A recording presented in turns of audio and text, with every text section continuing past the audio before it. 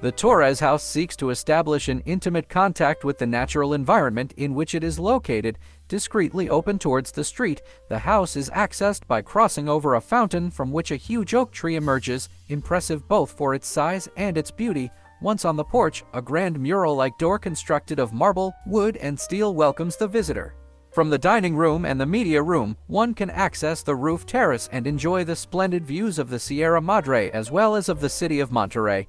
Here, the musical background of the sounds of nature is in sharp contrast to the roar of the city below.